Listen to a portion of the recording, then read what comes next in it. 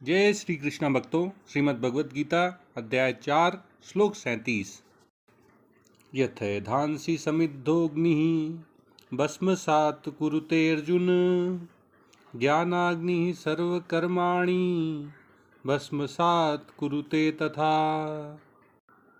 भगवान कृष्ण अर्जुन से ज्ञान की महिमा का वर्णन करते हुए कहते हैं कि हे अर्जुन, जैसे प्रज्वलित अग्नि लकड़ी आदि ईंधनों को जलाकर भस्म कर देती है, ईंधनों का अस्तित्व ही समाप्त हो जाता है, वैसे ही ज्ञान रूपी अग्नि सभी कर्मों को भस्म कर देती है।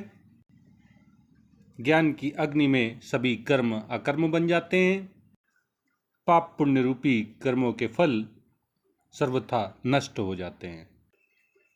भगवान कृष्ण अर्जुन को अग्नि के उदाहरण के माध्यम से ये समझा रहे हैं कि जब मनुष्य को कर्म के तत्व का ज्ञान हो जाता है, जब वह कर्म के स्वरूप को यथार्थ रूप में जान लेता है, जब उसे परमात्म तत्व का ज्ञान हो जाता है, तो फिर उसके अंदर न तो कर्तापन ही शेष रहता है और न ही वह अपने आप को अपने कर्मों का भोक्ता समझता है। तत्व ज्ञान की प्राप्ति होने पर उसका अज्ञान मिट जाता है। वह कर्तापन और भोक्तापन के अभिमान से रहित हो जाता है और ऐसे व्यक्ति द्वारा किए जाने वाले कर्म अकर्म बन जाते हैं। उसके कर्म पाप पुण्य रूपी फल उत्पन्न नहीं करते हैं। उसके कर्म जन्म मरण के बंधन में बांधने वाले नहीं होते हैं।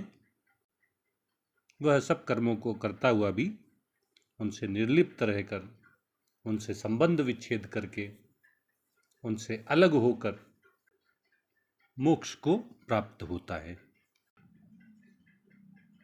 भगवान कहते हैं कि जैसे प्रज्वलित अग्नि ईंधनों को भस्म कर देती है, जलाकर राख कर देती है, ईंधन का स्वरूप ही समूल नष्ट हो जाता है, उसी प्रकार जब मनुष्य को ज्ञान की प्राप्ति हो जाती है, उसे कर्म के तत्व का ज्ञान हो जाता है, तो उसके सभी कर्म, चाहे वह संचित कर्म हो, चाहे वो प्रारब्ध कर्म हो, या फिर वे क्रियमाण कर्म हो, वे सब के सब भस्मसात हो जाते हैं, नष्ट हो जाते हैं। पहले तो ये समझिए कि कर्म क्या होता है।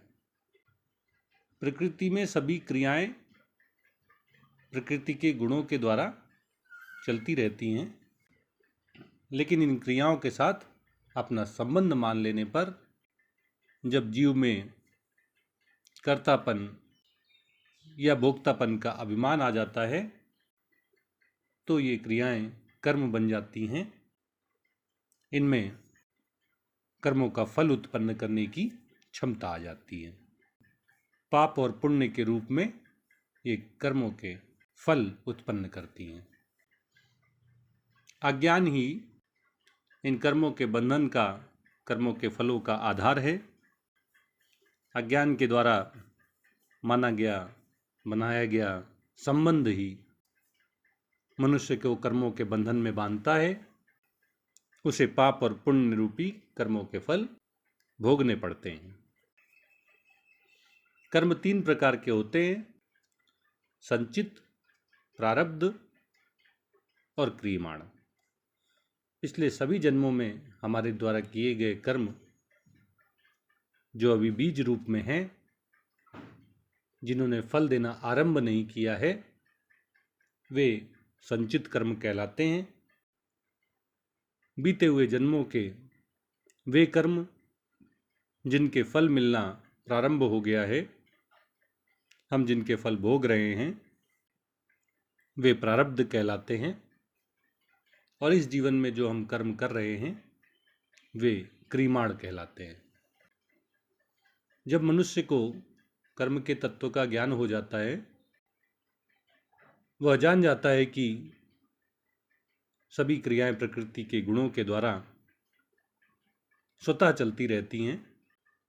ये जानकर वह शरीर, इंद्रियों, क्रियाओं और पदार्थों से अपना संबंध विच्छेद कर लेता है, अलग हो जाता है, आत्मस्वरूप में स्थित हो जाता है। तो कर्मों से अलग हो जाने से उसके सभी संचित कर्म नष्ट हो जाते हैं। वह संचित कर्मों के बंधन से मुक्त हो जाता है। और चूंकि ज्ञान की प्राप्ति होने पर मनुष्य जान लेता है कि वह आत्मा है,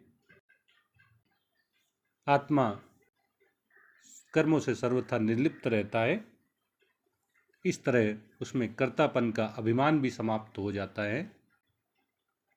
वह क्रियमाण कर्मों से भी रहित हो जाता है, क्रियमाण कर्मों के बंधन से भी मुक्त हो जाता है। और ज्ञान की प्राप्ति होने पर ज्ञानी पुरुष में भोक्तापन भी शेष नहीं रहता, इसलिए वह प्रारब्धवश मिलने वाले कर्मों के फल अनुकूल या प्रतिकूल ही क्यों ना हो, उनसे प्रभावित नहीं होता है, उनसे विचलित नहीं होता है। इस तरह उसके प्रारब्ध कर्म भी नष्ट हो जाते हैं, वह उनके बंधन से मुक्त हो जाता है। इस तरह कर्म का तत्व जानने वाला ज्ञानी पुरुष सभी प्रकार के कर्मों के बंधन से मुक्त हो जाता है। उसके कर्मों में फल उत्पन्न करने की क्षमता समाप्त हो जाती है, उसके सभी कर्म अकर्म हो जाते हैं, वह कर्मों के बंधनों से मुक्त हो जाता है।